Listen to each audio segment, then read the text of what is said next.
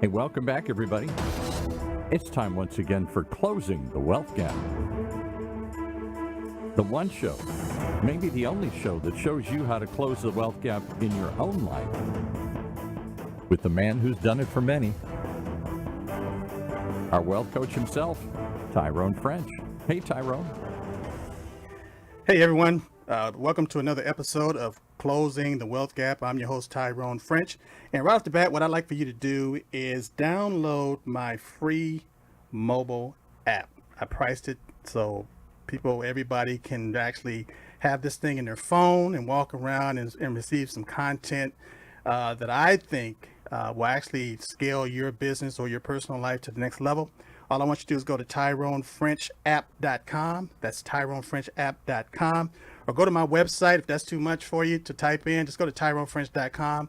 You'll see all the information there. But also, we like to hear from you. So, shoot us an email at Tyrone@TyroneFrench.com.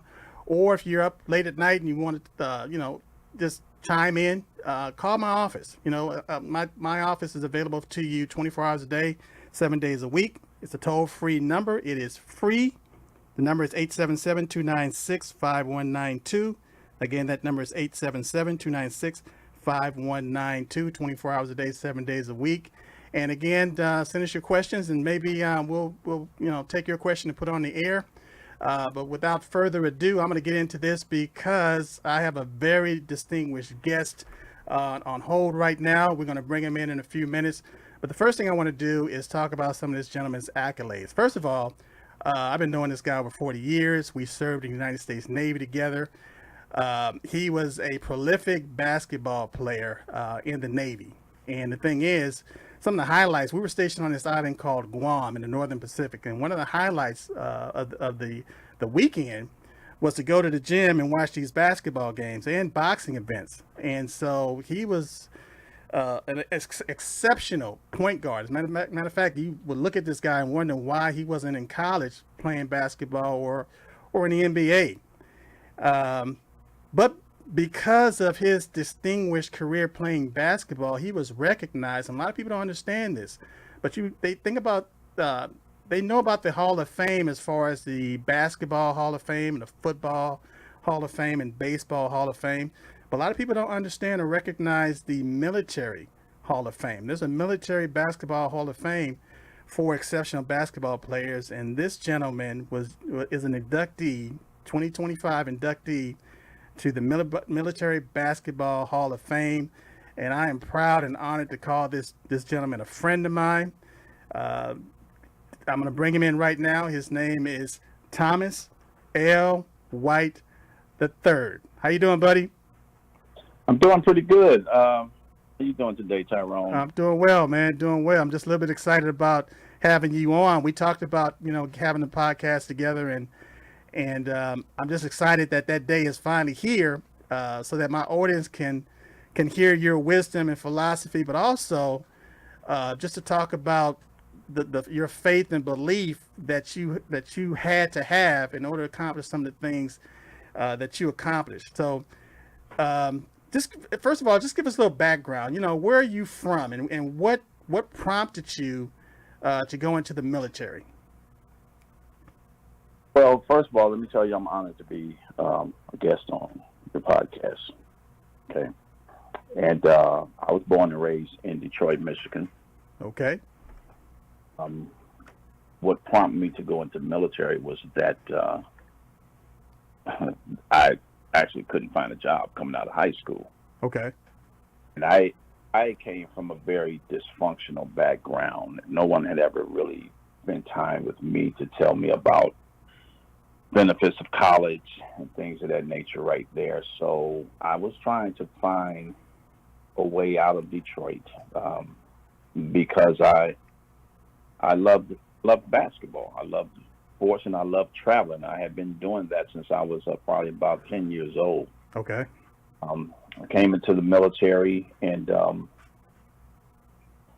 I kind of found myself the light of the military sports program.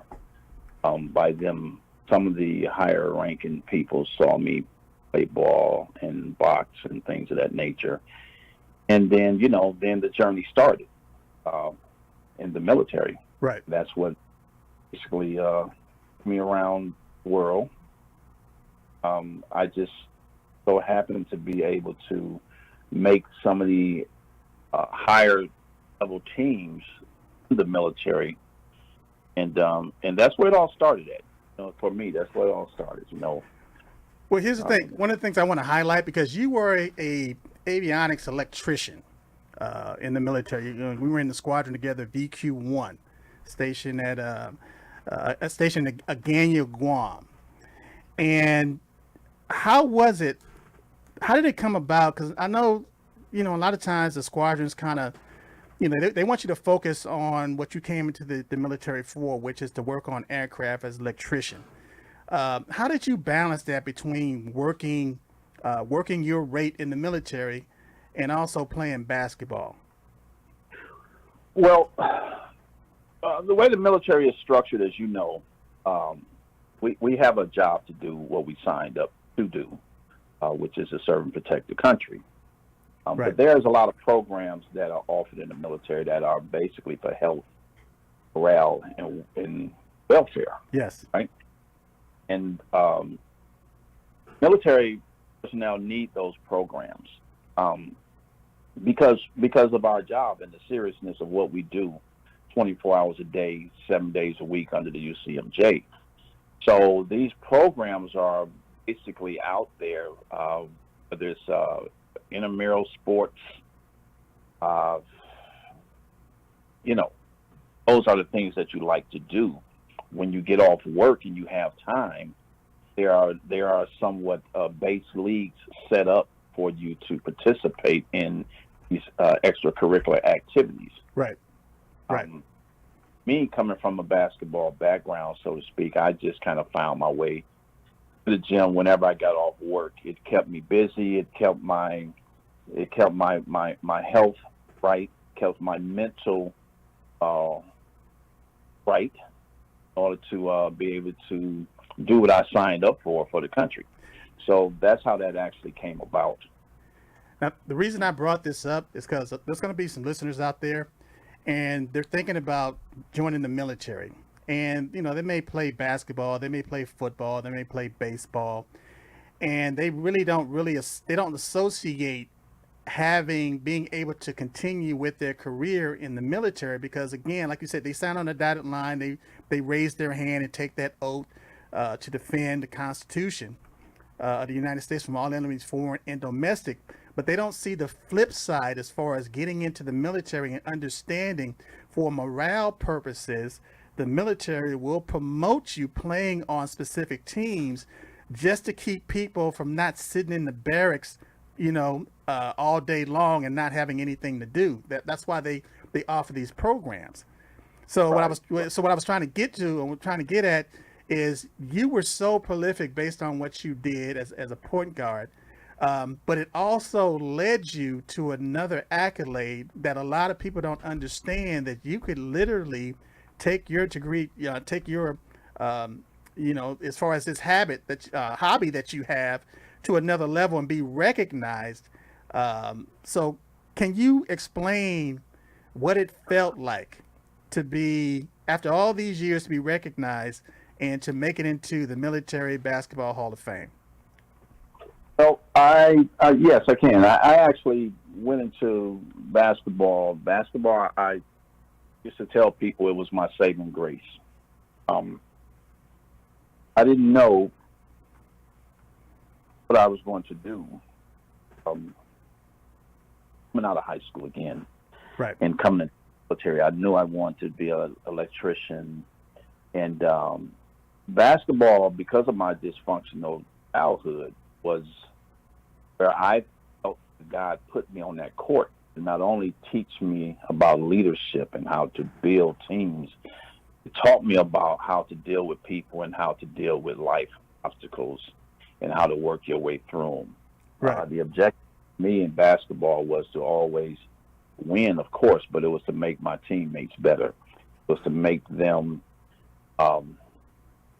see their worth more, let them know that they were better than a lot of them seemed themselves to be. And so when I actually got to Guam and I locked in on basketball, the command, also noticed that also. And so at that time, French, we were in the era of sizing in the military. Right.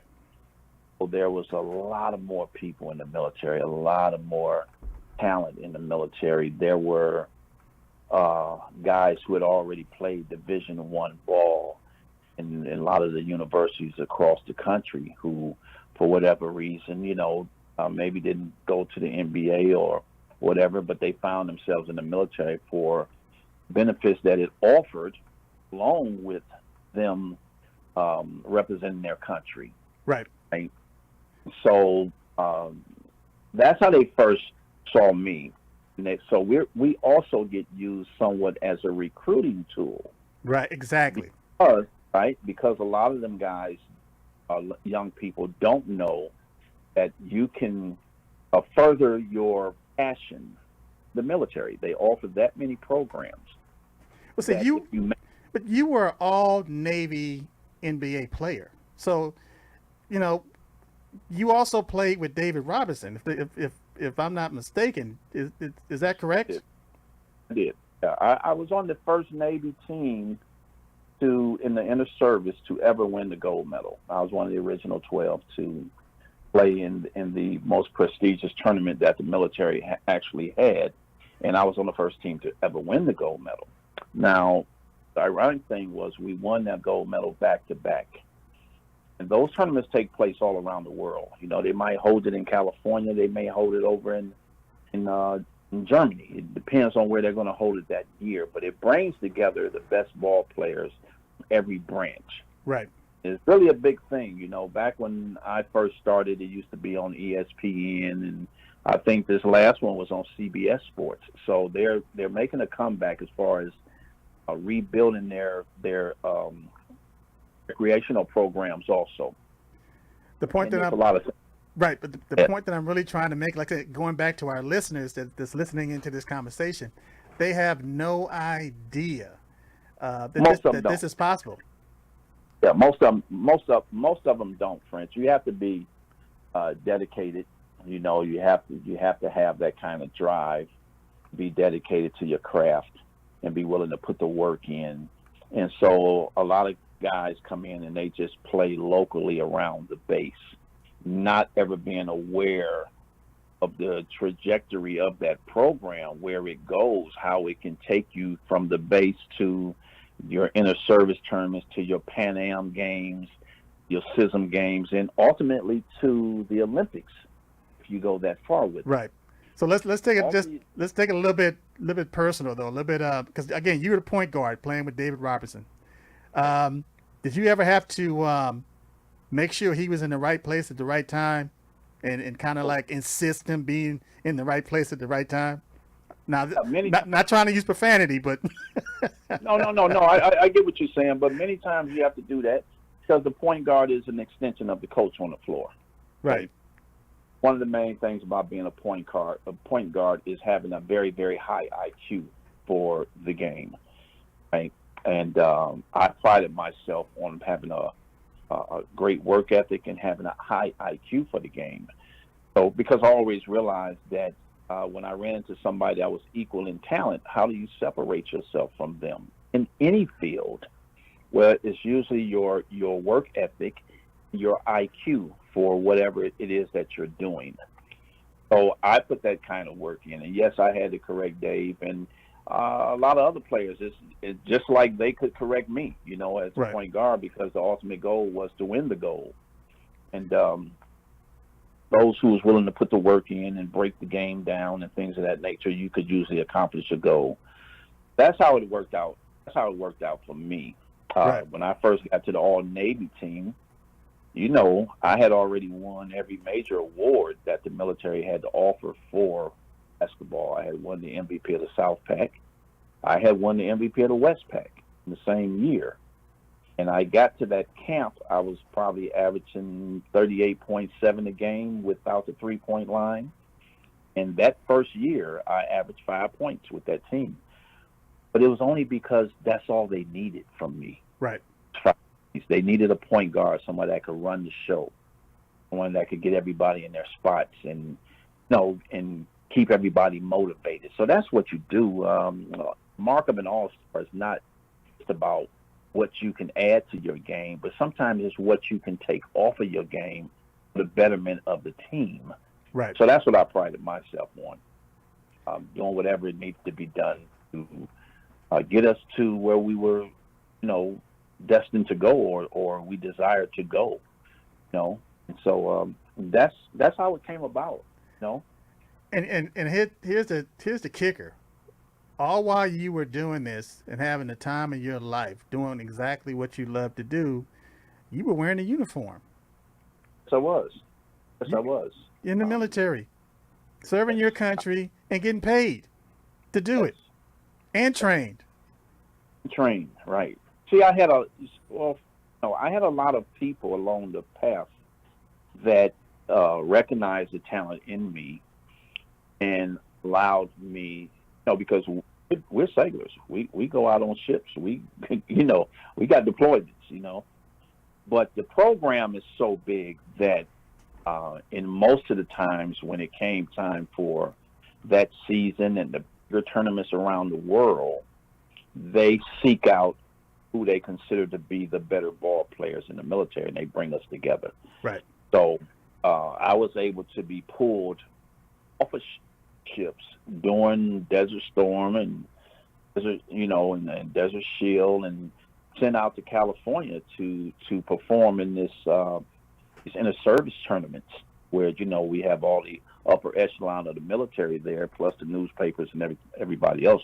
But like I said, it's a recruiting tool for them also. But it also fills our dream, because if you have any eligibility left, right, and then universities who are also at these games can work with the military to actually get you out the military, come back to school. Right. Hey, but I want to ask you a question too, going back to your personality, even the humanity around and your maturity and your growth. A lot of things happen to you, a lot of great things happen to you, but also, you are human. And just like with anything in life, you have ups and downs. And I'm not going to get into all the details or the background, but there was a situation where this almost didn't come to fruition for you. It almost didn't come to pass based on an incident, and it was our commanding officer, decided to do something that was totally out of the norm with you. And I just want you to take a minute to explain what that situation, as far as that experience that you had. Don't go, I don't need to go into the details, but knowing that there was a situation where all of this could have blown up in your face. Go back to that incident and tell me, just take a few minutes to explain what happened and how that changed you or impacted your life after that incident. So coming up in the inner city and things of that nature, poverty situations, there is no map on how to get through terrain. I always said, you need to know how to walk through the terrain in order to get where you're going. And often it really has nothing to do with you, but it has something to do with God. And I always tell people that, we don't plan for God, God plans for us. Right. That's how I got to fame. But we were young then. We was probably 19, 20 years old, full of energy, all over the place, just getting away from home, growing like young men do.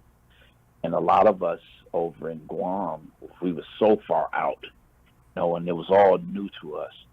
So a lot of us would get in trouble here and there for whatever reasons. But this particular time... Yeah, we actually in the military, it's called Captain's Mass. It's called Captain's Mass. So so this particular time, there was a lot of us who got in trouble. And we all had to go to Captain's Mass. At that time, what we got in trouble for was a dischargeable offense, actually. didn't hurt nobody or nothing like that, but it was dischargeable if they wanted to. So our commander, he sent 21 of us. He sent 20 of them home. He kept me.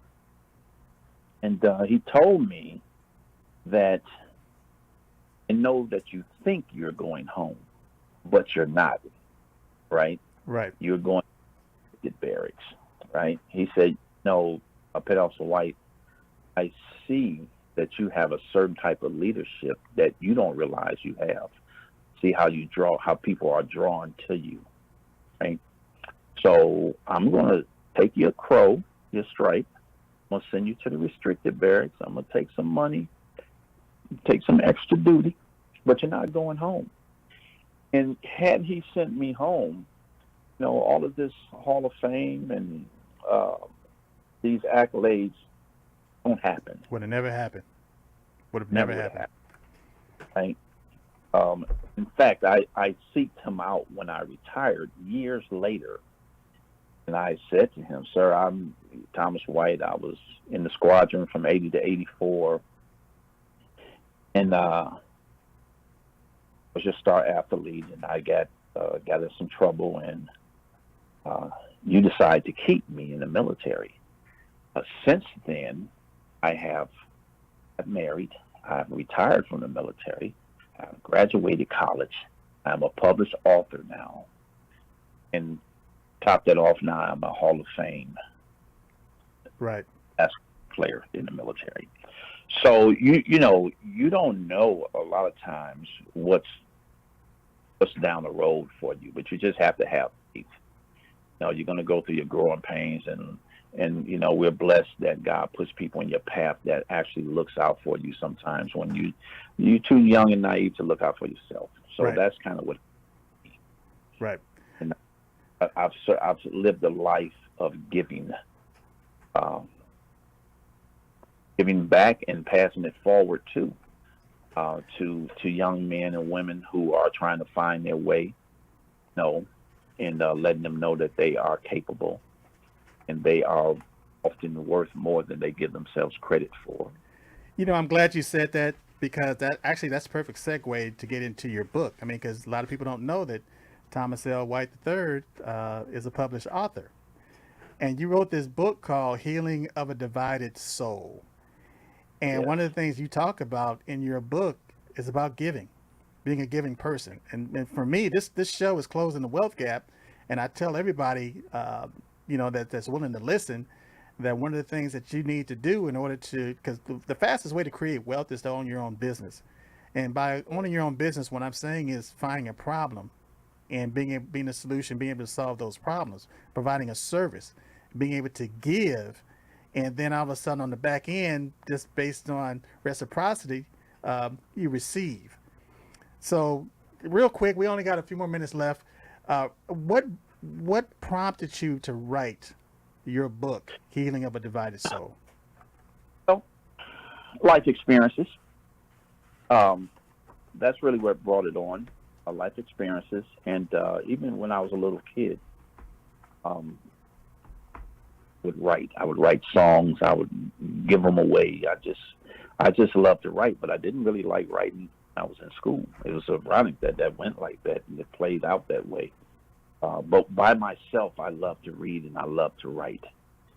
So I was writing a lot of poetry. And what happened was I was about to retire from the Navy, and some young guys came to me and said that they had a song they wanted me to hear. And when I listened to it, and I said, sure, let me hear it. And so they were young rappers, and he laid their song out there.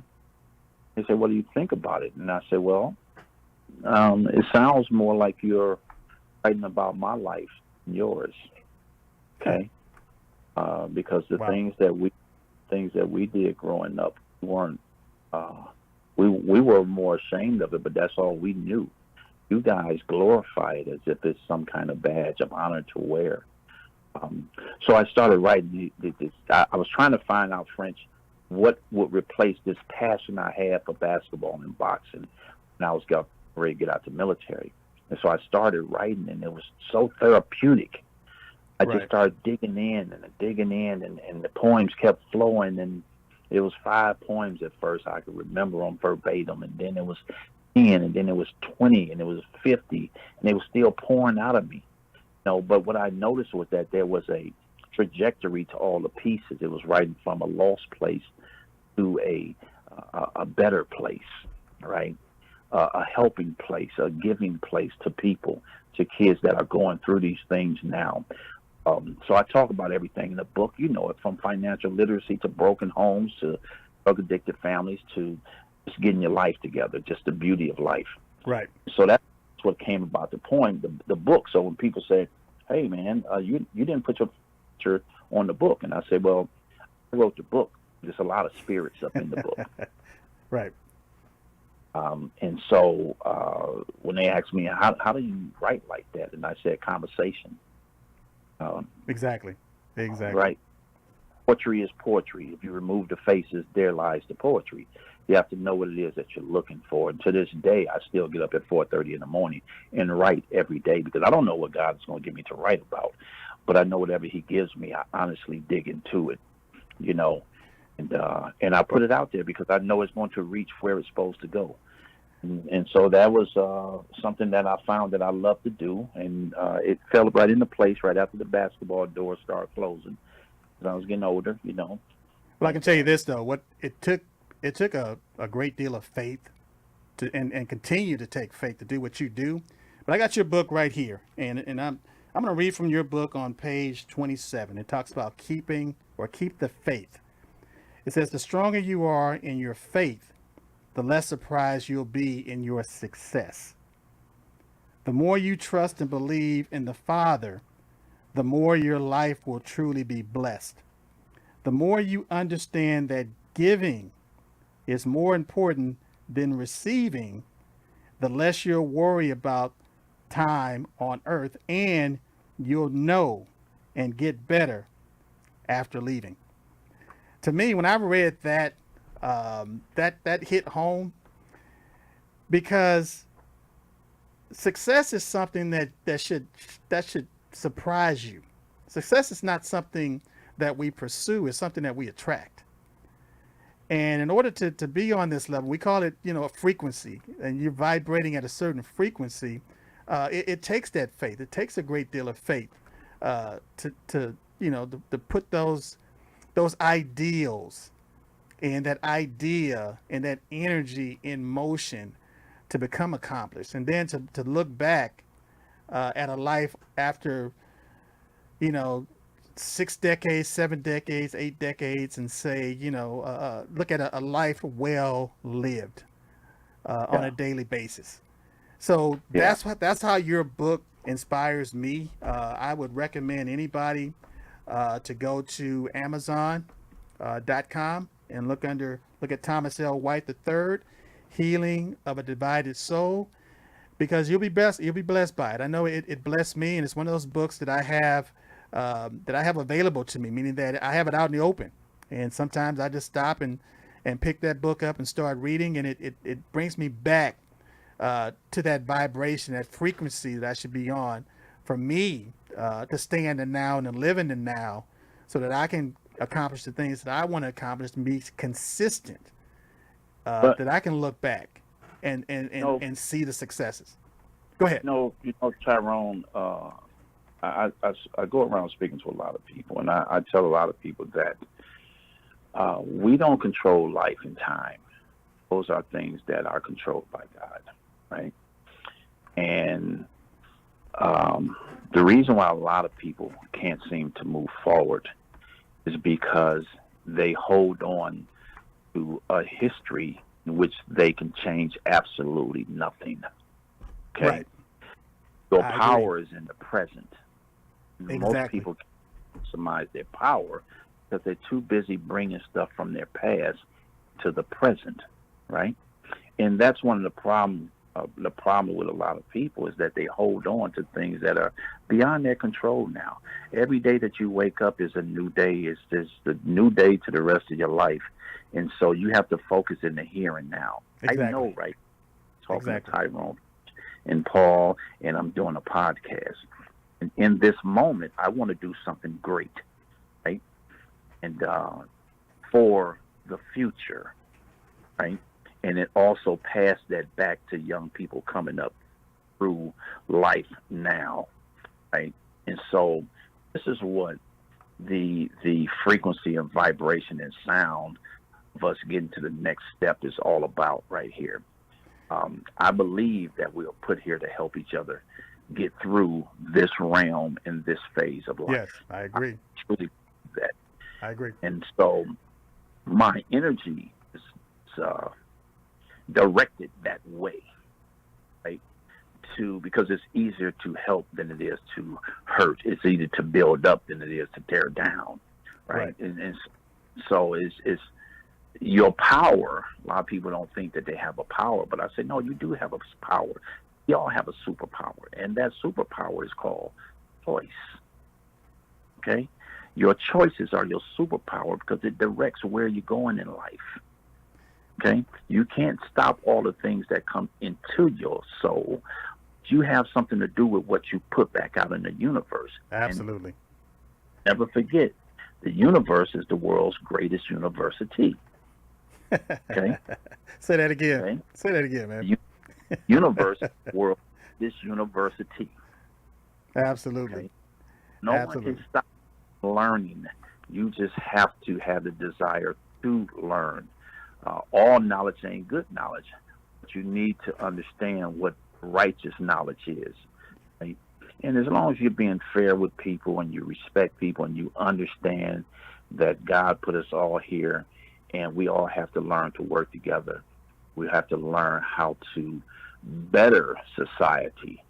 It makes no difference what part of the ocean that you're on. You know what I'm saying? It makes no difference what the pigmentation in your skin is. Those are all small-minded things right there when you talk about actually helping people better themselves, their lives, in this earth that God gave us, an abundance of everything on. That's my approach. That's how I move. And well, again, you summed it up. You summed it up in your book, Healing of a Divided Soul, and like you just said, it's a choice. And if you choose, and again, we only got a couple more minutes here, but I'm going to go ahead and wrap this up. But if you choose to live in the now versus living in the past or in the future, then you can begin to acquire not just the understanding, but the understanding of your place in the universe.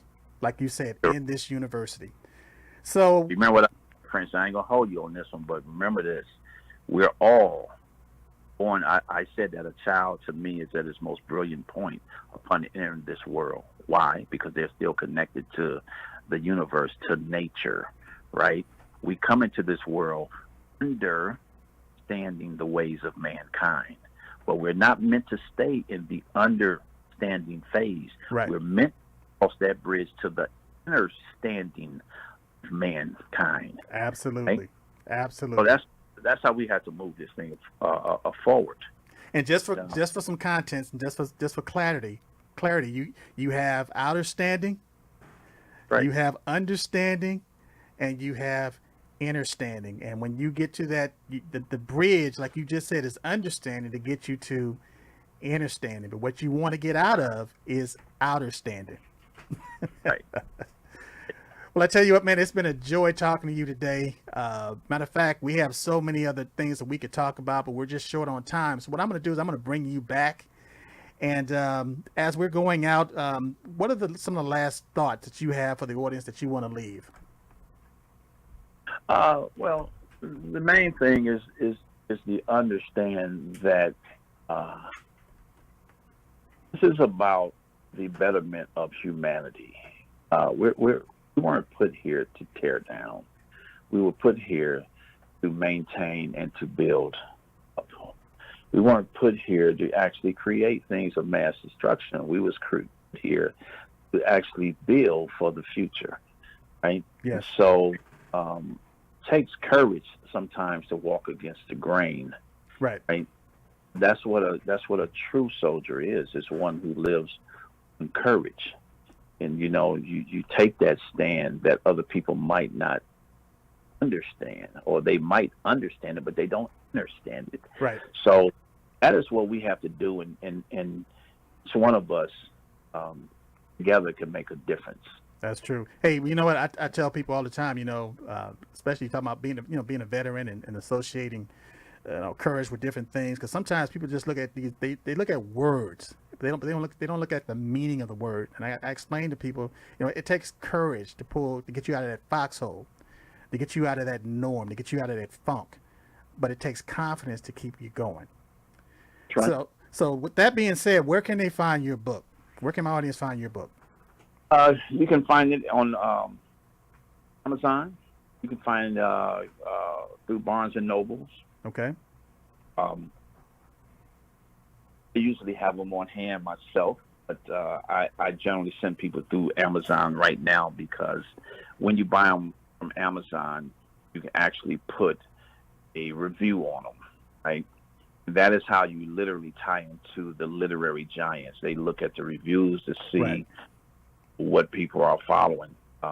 Financially, when we talking about financial literacy, I could sell it myself and make more money, but let them do it. Because what I can always do, friends, I can duplicate a book. I probably got 5 now written that I haven't even edited yet and pushed out. Right. No. But here's the thing. The reason I brought that up is because I want people to go to Amazon, purchase your book, and because you purchased the book on Amazon, you're able to leave a review, which is, Right. again, to me, that'll be priceless. So, Yes. Thomas, I got to wrap this up, man. Again, it was a joy having you on. We barely touched the subject or touched the surface of some of the things that we can discuss. But again, I'm going to have you come back if you'd like to, and we'll just call this part 2 of having a conversation with Thomas L. White III. Is that okay? Again, I'm honored, and thank you, and I'll be my honor to come back and share the podcast with you. Outstanding. Well, that's all we got for this week. I thoroughly enjoyed this conversation. If you're out there and, these are uncertain times and you're trying to figure out, trying to make sense of your finances and trying to figure out what's going to happen next, you can always go to my website, TyroneFrench.com, reach out to me, leave a comment. You can call, sometimes people just need, somebody to talk to. It's a recorded message. Just call Tyrone, 877-296-5192, 24 hours a day, 7 days a week. Vent, leave your comments. And like I said, some of these comments, I'll address on the show because, your financial literacy, but also your mental acuity, your overall well-being is extremely important to me, because again, you're not going to close that wealth gap unless you're healthy, you're one within yourself. So until next time, I just want everybody to know that Tyrone French is closing the wealth gap. That's our show for this week. Closing the Wealth Gap. The one show, the only show that shows you how to take control of your financial future. Right here in Orange County's only community radio station, OCTalkRadio.net.